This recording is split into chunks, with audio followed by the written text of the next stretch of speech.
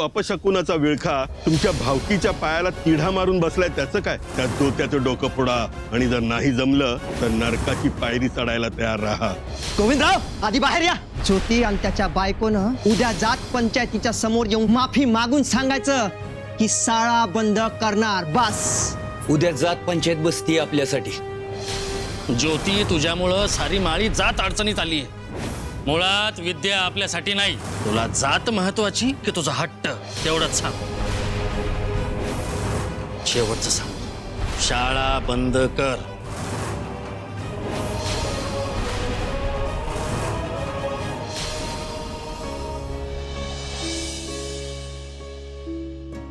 पाहुणं मग काय ठरलं? पोरगी पसंत आहे आम्हाला. तेवच पावलं म्हणायचं. अहो मग टाका सुपारी फोडून कशाला चापत बसतायत? अहो चला घरी.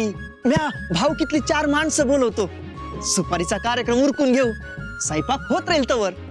अगदी मनातलं बोलले बघा. बोलो भाऊकी आणि टाका सुपारी फोडून.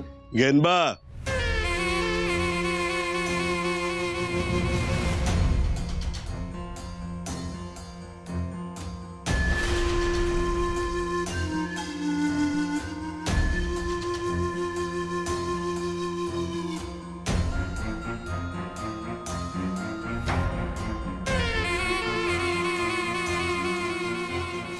कसली गडबड गेनबा? पोरीची सुपारी फोडायचं चाललंय. नेमकं तुम्ही आलात, शुभ शकून झाला म्हणायचा. अरे शुभशकुन तर होणारच, परंतु अपशकुनाचा विळखा तुमच्या भावकीच्या पायाला तिढा मारून बसलाय त्याचं काय?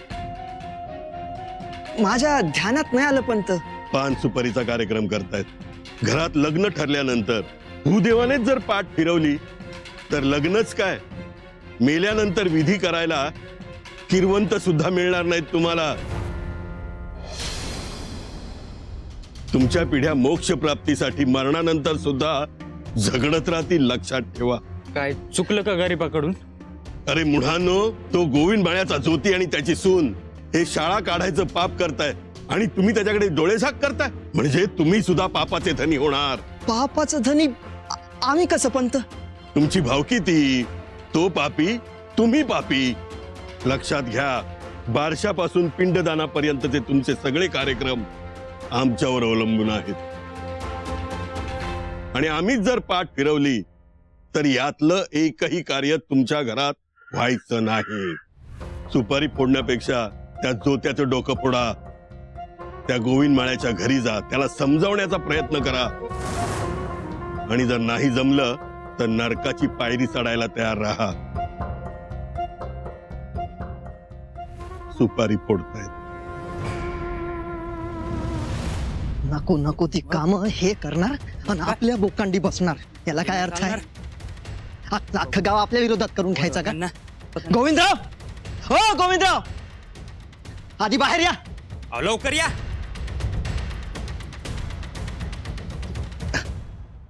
राम राम देवा. गेनबा, पिलाजीराव या की आत या. या की. पारू गुळपाणी घे. ते सोपस्कार राहू द्या. तो आधी तुमचा दिवटा कुठे तेवढं सांगा. सुनाला बी बोलवा पाठशिरी. ते शाळेत गेले दोघं बी.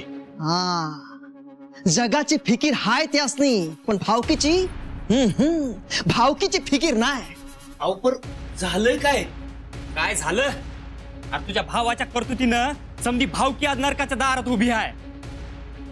लय मोठं पाप करायला लागलाय त्यो आणि त्याची बायको. कशा पायी कुरापती काढायला लागल्यात भूदेवांच्या. अरे शाप लागला तर सगळं भस्म होईल, त्यासनी ठाऊक नाही काय? वारकरी माणूस हायस तू राजाराम. अरे तू तरी सांग बाबा. होय, त्याचं चुकीचं आहे खरं, पर चुकीचं आहे ना व? मग चूक कोण सुधारणार? अरे उद्या भूदेवानं बहिष्कार टाकला तर बारशापासून 12व्या पत्तूर आणि 5वी पासून 13व्या पत्तूर समधी इथे कोण करेल? आणि लगीन कसं होईल? ग्रह शांती, वास्तुशांती, पूजा अर्चा, आरती, जत्रा, खेत्रा हे समधी इथे कोण करेल? वय की. आणि मुहूर्त कोण बघणार? ते काय साधं काम असतंय वय? या गोविंदानं जोत्याला लाडावून ठेवलाय. आणि सुनबाईचं तर काय बोलायलाच न ग. हातावर पाणी पडलं रे पडलं का निघाली बाई बाहेर. पण भावकीला हे चालणार नाही. अहो भावकील नाही पर गावकील बी चालणार नाही. होय की अहो एवढा शेण मारा खाल्लाय तरी बी अक्कल आली नाही होईल हा? ह्यातनं एकच दिसतंय, त्या जोत्यानं जातीला भिकाला लावायचा धंदा सुरू केलाय. याला त्याची जबर शिक्षा भोगावी लागल. म्हणजे जात पंचायत बसवणार का काय? नाही, बोलवा. अरे बोलवावीच लागणार. ज्योती आणि त्याच्या बायकोनं उद्या जात पंचायतीच्या समोर येऊन सांगायचं, माफी मागून सांगायचं की शाळा बंद करणार बस. नाहीतर गोविंद माळ्याचं घर वाळीत पडलं म्हणून समजा. रोटी बेटी व्यवहार बंद, पाणी लोणी बंद आणि बोला चाली बी बंद. महागात पडाल. चला रा. बारे ऐक,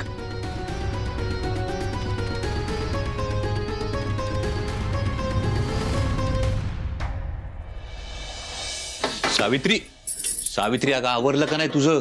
आवरले झालंच आहे. हा अगं उद्या परत शाळेची तयारी करायची आहे ना. मी बी थांबलोय इथं तुझी वाट बघत. अण्णा कर अण्णा, काय काम होतं माझ्याकडं? होय, जात पंचायत बसती आपल्यासाठी. सावित्री हा तू बी चल. मी अहो पर माझी शाळा. अण्णा शाळा बंद नाही करता येणार, तिला जाऊ दे की शाळेत. तसं नाही चालायचं. स्वतः फुलाजीराव यायला लागले ती. हे बघ ज्योती, जात पंचायतीची माणसं जर नाराज झाली ना तर आपल्या अख्ख्या घरादाराला जातीतनं काढून टाकतेली. अरे देवा. अहो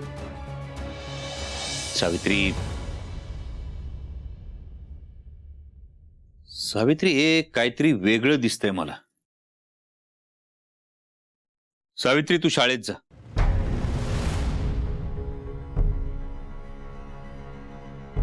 मी जात पंचायतीची बैठक आटपून मग शाळेत येतो. जी.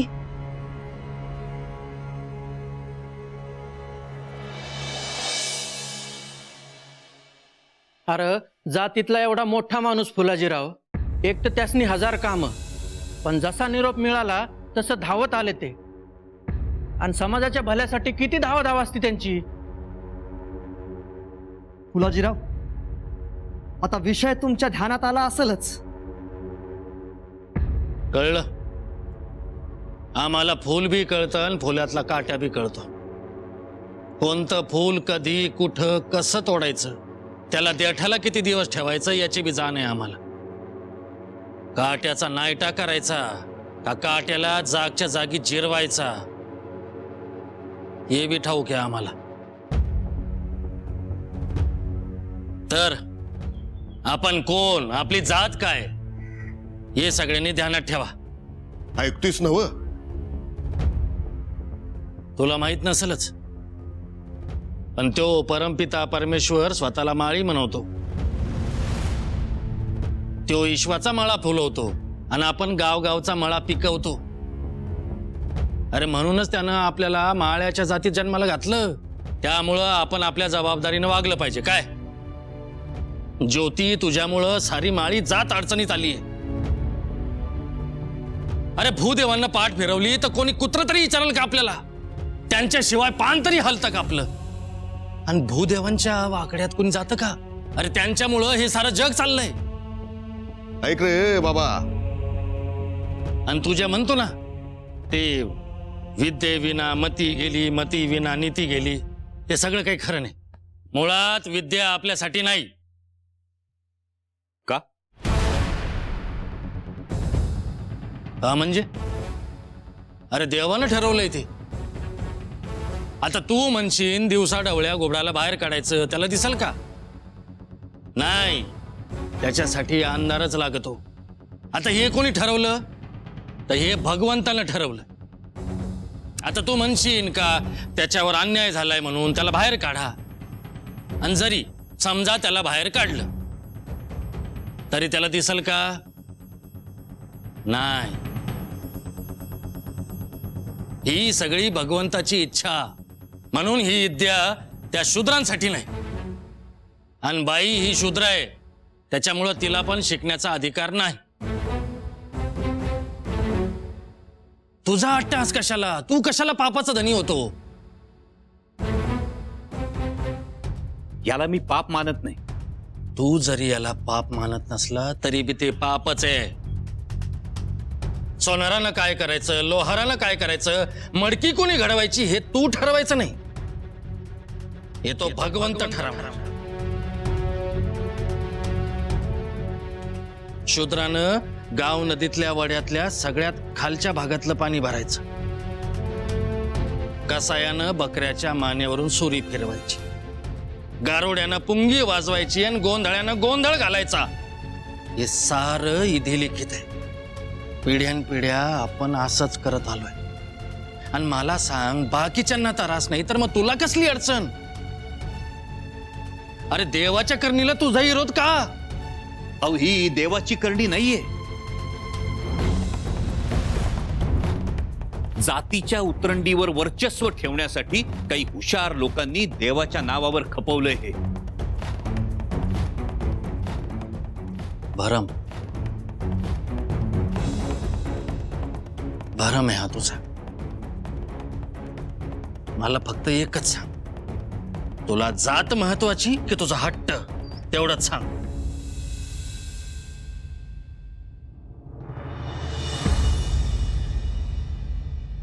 एकच गोष्ट महत्वाची, सत्य सत्य सत्य.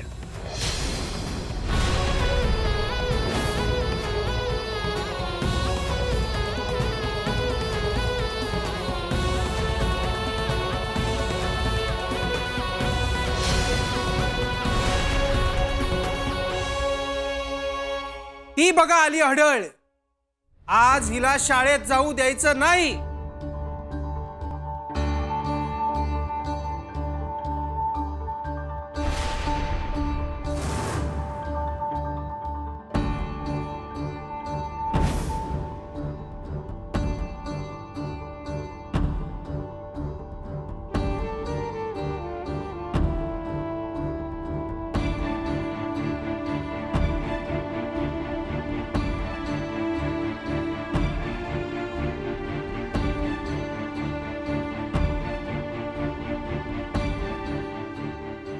हे सत्यच आज माझं रक्षण करेल.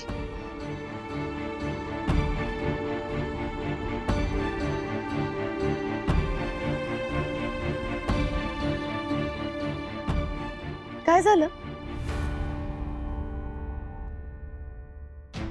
का बरं थांबलात? मारा. आज मुक्का मार लागू दे, माझं डोकं फुटू दे, नाहीतर रगत बी येऊ दे, समजा काही चालल, पर म्या माझं काम काही सोडणार नाही. शिकवणी सोडायची नाही असं माझ्या मालकानं सांगितलंय मला. त्यामुळे मी शाळेला जाणार म्हणजे जाणार. अरे वाटोळ करायला निघाले ही हडाळ. अहो शिकणं म्हणजे वाटोळ कसं? हाय का आता? अरे बाबा, वाटुळ होईल, गुडगुड होईल. बरोबर बोलताय रानूजी. बाई शिकली म्हणजे घर बरबाद नाही, उलट घर वाचल. तिला हिशोब कळल, सावकार कळल. स्त्री शिकली तर घर शिकल, समाज शिकल, भल्या बुऱ्याची समज येईल. हे सारं काही त्या गोऱ्यांनी, त्या मिशनरीने शिकवलंय तुला. त्यांनी नाही, गुलामगिरीने शिकवलं. स्त्रियांच्या हुंदक्यांनी शिकवलं, शूद्रांच्या आसवांनी शिकवलं. शेवटचं सांगतो, शाळा बंद कर. लवकरच दुसरी शाळा सुरू करणार आहे.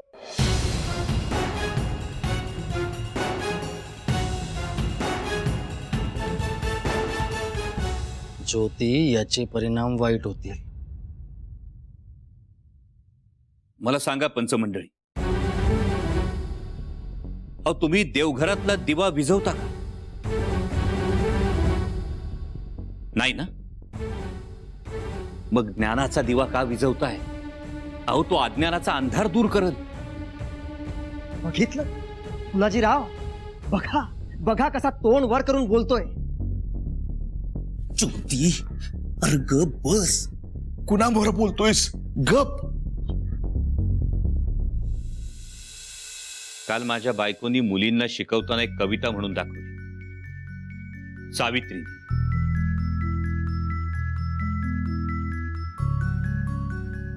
विचार करूनही सांग लेकरा, नाव तयाचे बोल भरभरा. पहा सांगते दुष्ट शत्रूचे, नीट ऐका नाव तयाचे.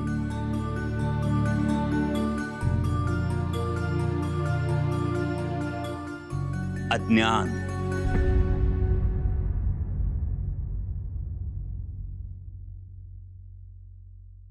समाजाचा सगळ्यात मोठा शत्रू कोण असेल तर तो अज्ञान. आणि म्हणूनच मिळून त्याला पिटायाचे, आपुल्यामधून हुसकायाचे. याचा अर्थ तुला पंचांचा निर्णय मान्य नाही. तू शाळा बंद करणार नाहीस.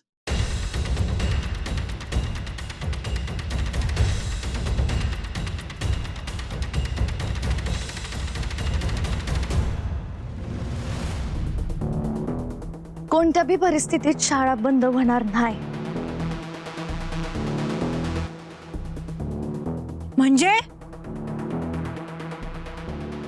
म्हणजे शाळा चालूच राहणार आणि मुली बी शाळेत शिकणार. शेंड्या दांड्या मोडून गुलामीला वाकवणार त्या तेव्हाच थांबतील आणि मी बी तेव्हाच थांबणार.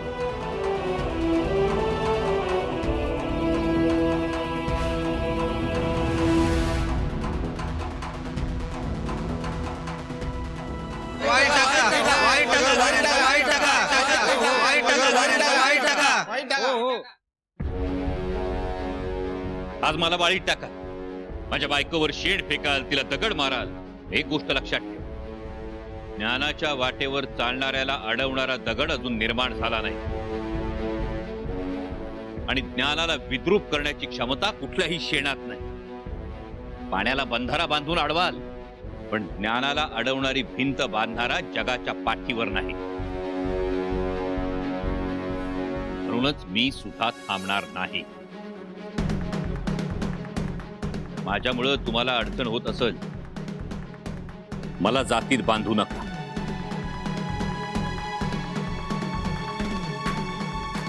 फुले घराण्याला वाळीत टाका.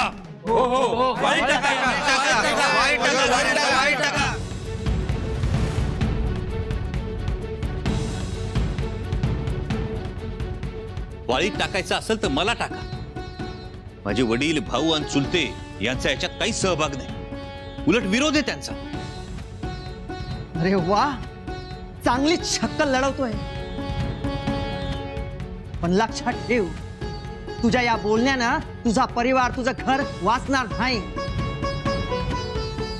पंचमंडळींना माझी हात जोडून विनंती, जर वाळीतच टाकायचं असेल तर मला टाका. पण मी खरंच चुकतोय का? चुकतोय मी? हे जे सगळं काही करतोय यात माझा स्वार्थ काय आहे? माझ्या शिक्षणाच्या जोरावर मी अधिकारी होईल, पालखीतून मिरवल. पण ते सगळं सोडून मी शाळा काढली. कुणासाठी? माझ्या बायकोवर शेण टाकलं, ते सहन केलं कशासाठी? कारण शिक्षण ही काळाची गरज आहे. जर स्त्री शिकली तर घर शिकल, घर शिकलं तर समाज सुधार, आणि समाज सुधारला तरच आपलं राष्ट्र महान होईल.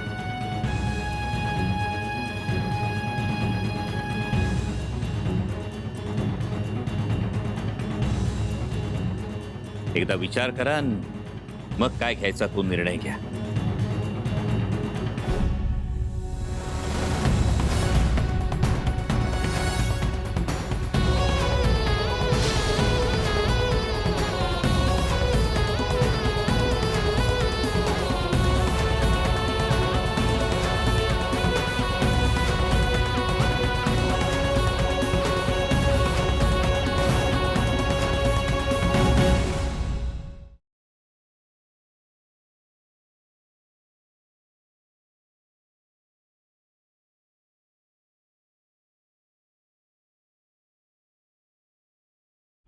अहो आमची सावित्री कुठं आहे?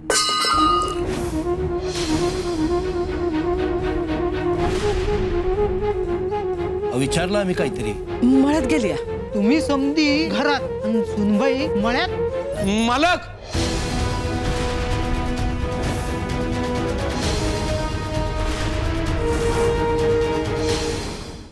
जय शिवराय. आपण सर्वजण जो भरभरून प्रतिसाद देत आहे त्याबद्दल आपलं सर्वांचं मनापासून आभार. आणि आपल्या सर्वांना विनंती आहे की एपिसोड संपूर्ण पहा आणि जास्तीत जास्त लोकांपर्यंत या एपिसोडची लिंक शेअर करा. त्याचबरोबर आपल्यापैकी अनेकांनी ही मालिका सुरू राहावी यासाठी आर्थिक योगदान देण्याची भावना व्यक्त केली होती आणि आपण सर्वांच्या भावनेचा आदर करून खाली एपिसोडच्या कमेंट सेक्शनमध्ये पेमेंट गेटवेची लिंक आपण दिलेली आहे, QR कोड दिलेला आहे. यावर क्लिक करून आपल्याला जे काही स्वेच्छेनं योगदान द्यायचंय ते आपण देऊ शकता. कारण मालिका ही आता महाराष्ट्राची आहे आणि हा जगन्नाथाचा रथ ओढण्यासाठी आपणा सर्वांच्या सहकार्याची ही नितांत आवश्यकता आहे. त्यामुळे आपल्या भावनेचा आदर करून ही गोष्ट आपण केलेली आहे. आपणा सर्वांना विनंती आहे, पुन्हा एकदा एपिसोड संपूर्ण पहा आणि जास्तीत जास्त लोकांपर्यंत या एपिसोडची लिंक पाठवा, जेणेकरून सावित्रीमाईंचा आणि क्रांतीसूर्य महात्मा ज्योतिराव फुलेंचा जो इतिहास आहे हा पुढच्या पिढीच्या मनावर कोरला जाईल, प्रत्येक माणसापर्यंत पोहोचेल. जय शिवराय. अहो आमची सावित्री कुठं आहे?